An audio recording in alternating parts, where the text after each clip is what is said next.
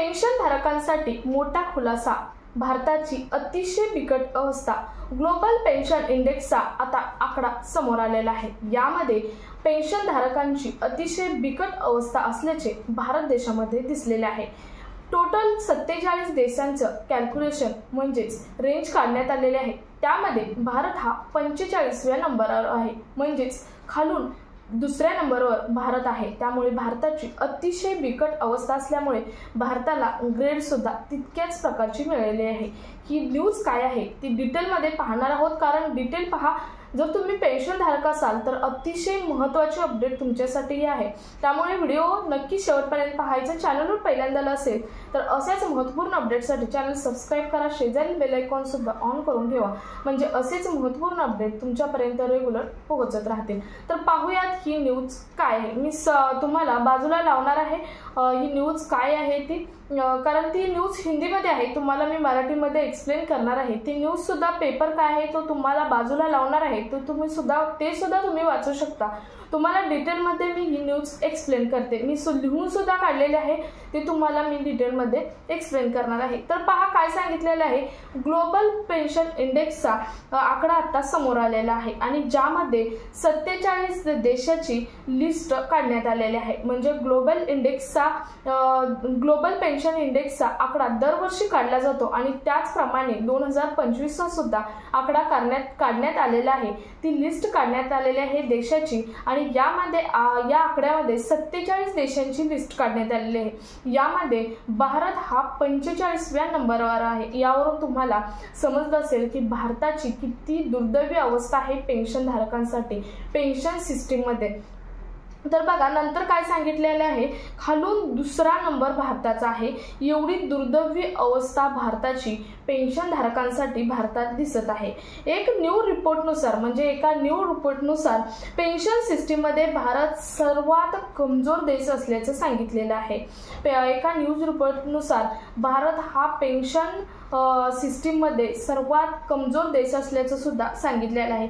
47 देशाची लिस्ट काढण्यात आलेली आहे। त्यानुसार भारताचा स्थान हे 45वे आहे, म्हणजे खालून दुसऱ्या क्रमांकावर आहे, ज्यामुळे भारताला पेन्शन सिस्टीम मध्ये डी ग्रेड मिळालेली आहे। बघा भारताला यामुळे पेन्शन सिस्टीम मध्ये अत्यंत खालची म्हणजे डी ग्रेड ही मिळालेली आहे। मागच्या वर्षीचा रिपोर्ट घेतला तर हाच आकडा 43.8 होता, म्हणजे 43.8 होता, तर तो आता आकडा 45 झालेला आहे। म्हणजे आणखी दुर्दैवी अवस्था भारताची पेन्शन सिस्टीम मध्ये होत असल्याचे दिसत आहे। मागच्या वर्षी आता असलेली डी ग्रेड ही मागच्या वर्षी ई ग्रेड होती, परंतु ती आता सुधारायची सोडून ती आता पुन्हा त्याची दुर्दशा होत असल्याचे दिसत आहे आणि ई वरून डायरेक्ट भारत डी ग्रेडवर गेलेला आहे। म्हणजे भारताची पेन्शन सिस्टीम मध्ये अगदीच दुर्दैवी अवस्था आहे। तुम्ही आता पाहिलं असेल की बऱ्याच न्यूज आहेत ईपीएस पेन्शन धारकांच्या, की ईपीएस पेन्शन धारक आंदोलन करत आहेत किंवा बाकीच्या ज्या पेन्शन आहेत त्या सर्वच पेन्शन धारकांच्या त्याच अवस्था आहेत की ते आंदोलन करत आहेत, मीटिंग करत आहेत, परंतु त्यांचा कोणताच मुद्दा सरकारच्या विचाराधीन नसल्याचे अजूनही दिसत आहे। आता इथून पुढे आपल्याला पाहावं लागेल की इतकी ब्रेकिंग ही न्यूज झालेली आहे। भारताची पेन्शन सिस्टीम मध्ये कमजोर अवस्था आहे, खालून दुसऱ्या क्रमांकावर भारत आहे। ही जी ब्रेकिंग न्यूज झाली आहे यामुळे भारताने काही सुधारणा केली, मोदी सरकारने काही सुधारणा केली तरच भारत वरच्या स्थानावर येऊ शकतो। त्याची आपल्याला वाट पाहावी लागेल, भारताला ही सुधारणा करावीच लागेल, कारण भारत सध्या विकसित देशाच्या पायरीवर आहे आणि त्यात पेन्शन सिस्टीम मध्ये खाली गेला तर भारताची पुन्हा दुर्दैवी अवस्था होऊ शकते असं म्हणण्यात काही हरकत नाही।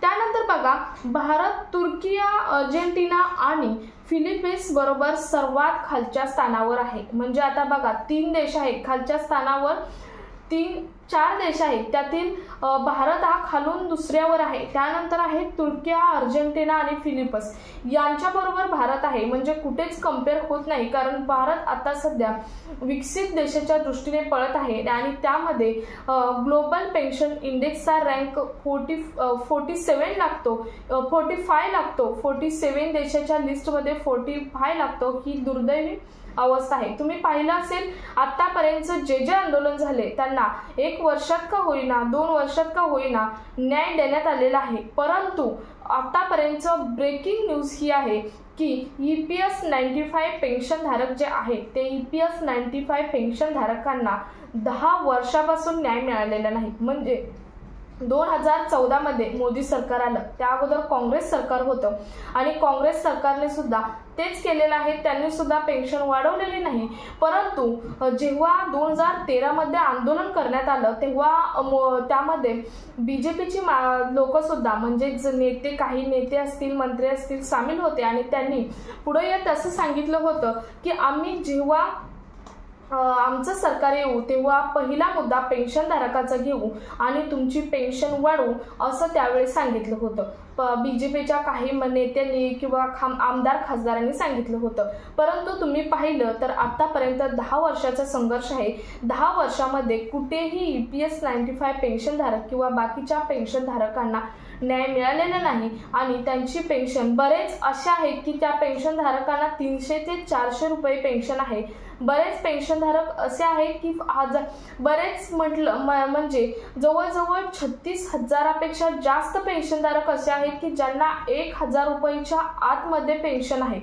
म्हणजे 1,000 रुपयाच्या आतमध्ये पेन्शन असणारे 36,000पेक्षा जास्त पेन्शनधारक आहेत। 1,000 म्हणजे तुम्ही पाहिलं असेल अतिशय कमी अमाऊंट आहे, कारण हे जे पेन्शनधारक आहेत ते ज्येष्ठ नागरिक आहेत आणि ज्येष्ठ नागरिकांना सध्या मेडिकल सपोर्टची, आर्थिक सपोर्टची, मानसिक सपोर्टची खूप गरज असते आणि त्यांचं काही ज्येष्ठ नागरिक पेन्शनधारक असे आहेत की त्यांना महिन्याच्या गोळ्याच, महिन्याचे जे औषध असतं, उपचार असतो त्यालाच 3 ते 4 हजार रुपये पुरत नाहीत आणि ही 1,000च्या आतमधील पेन्शन त्यांच्या 1/3 भाग सुद्धा त्यांच्या जीवनासाठी नाही। हे सरकारने विचारात घेतलं पाहिजे आणि या सरकारने वेळोवेळी सरकारला NACचे जे मेंबर्स आहेत ते NACचे मेंबर वेळोवेळी सरकारला ते इंटिमेट करून देत आहेत की आम्हाला पेन्शन हवे आहे, पेन्शन आम्हाला वाढवलीच पाहिजे असं करून देत असून सुद्धा सरकार वेळोवेळी त्यांना इग्नोर करत असल्याचे, टाळाटाळ करत असल्याचे दिसत आहे।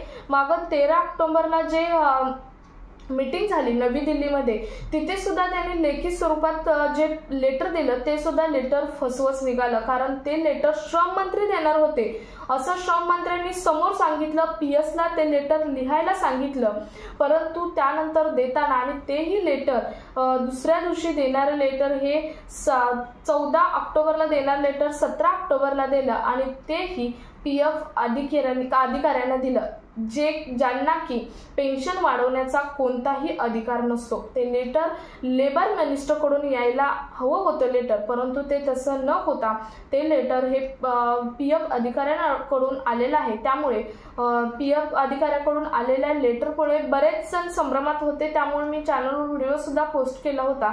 ते लेटर तुमच्या कितपत उपयोगाचं आहे त्या व्हिडिओमध्ये मी सांगितलं होतं, थोडक्यात आताही तुम्हाला सांगितलेलं आहे। तुमचं यावरती काय मत आहे तुम्ही सांगू शकता। सर्वात महत्त्वाची आजच्या व्हिडिओची कन्सेप्ट होता की भारत हा ग्लोबल पेन्शन इंडेक्स 2025 मध्ये 45व्या स्थानावर गेलेला आहे, म्हणजे खालून दुसऱ्या स्थानावर गेलेला आहे। अतिशय बिकट अवस्था भारताची पेन्शन संदर्भात पेन्शनच्या लिस्टमध्ये दिसत असल्याचे समोर आलेलं आहे आणि हे पेपरला सुद्धा न्यूज आलेल्या आहेत। सर्वात महत्त्वाची ही आजच्या घडीची अपडेट होती। सो जास्तीत जास्त पेन्शन धारकांपर्यंत शेअर करा, यामध्ये तुमचा फायदा होणार आहे, कारण भारत सध्या विकसित देशाच्या पायरीवर आहे आणि त्यात त्यांची ही जर पायरी घसरत असेल तर भारत पुन्हा दयनीय अवस्थेत जाऊ शकतो असं, किंवा भारत जरी नाही गेला तर भारतातील जे पेन्शनधारक आहेत त्यांची दयनीय अवस्था होऊ शकते। त्यामुळे सरकारला कुठेतरी विचार करावाच लागणार आहे। त्यामुळे EPS 95 पेन्शन जे पेन्शनधारक आहेत आपल्या चॅनलवर बरेच जण कमेंट्स करतात, त्यामुळे मी सांगते की नोव्हेंबरमध्ये पुन्हा आंदोलन करायचं NACच्या मेंबरने ठरवलं आहे। जास्तीत जास्त EPS 95 पेन्शनधारकांनी या आंदोलनामध्ये सहभागी व्हा आणि हे आंदोलन ट्रान्सपरंट ठेवा, तुमच्या आणि प्रतिनिधींच्या मध्ये आंदोलन ट्रान्सपरंट ठेवा आणि तुम्ही समोरासमोर जे काही आहे आश्वासन ते तुमचे मंत्र्यांच्या समोर मांडून न फसता आता तरी तुम्ही जे मेंबर आहेत त्यांनी ट्रान्सपरंट राहून यावरती काम करा, तुमची नक्कीच पेन्शन ही वाढू शकते. सो हा व्हिडिओ जास्तीत जास्त पेन्शन धारकांपर्यंत शेअर करा. भेटूयात पुढच्या एका नवीन अपडेट सोबत. तुमच्या काही कमेंट असतील तर तुम्ही जरूर कमेंट्समध्ये विचारू शकता. भेटूयात पुढच्या एका नवीन अपडेट सोबत. तोपर्यंत धन्यवाद.